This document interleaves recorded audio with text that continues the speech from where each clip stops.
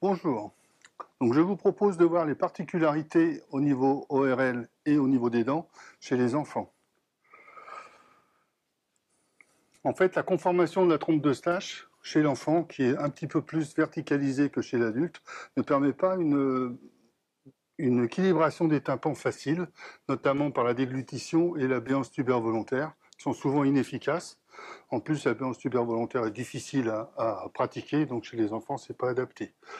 D'autre part, ils ont souvent des infections ORL à cet âge-là, et le masque est rarement adapté à leur taille, notamment au niveau du nez, ce qui fait que la prise par le nez, dans la prise du nez par les enfants, à travers un masque avec un relief trop important, est difficile, et donc ça ne leur permet pas facilement l'équilibration des tympans. Ils ne comprennent pas toujours très facilement la manœuvre de Valsalva, malgré tout. Ça dépend un petit peu de leur âge.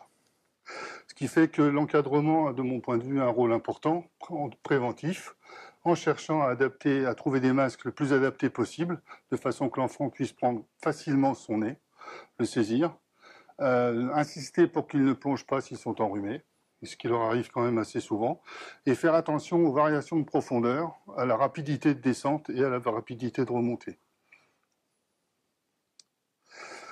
Il y a aussi des particularités au niveau dentaire, c'est-à-dire comme on le retrouve sur cette radio. Il y a coexistence de dents lactéales, donc des dents de lait qui sont là sorties, et puis de dents définitives qui sont en cours de formation, qui sont dessous. Et cette période de denture mixte, en fait, elle survient entre 6 et 12 ans. Donc c'est quand même l'âge où on a les enfants les plus jeunes. Il peut y avoir, si l'embout est mal adapté, une surcharge notamment sur les molaires, derrière, qui peut même entraîner parfois une expulsion des dents, un peu prématurée.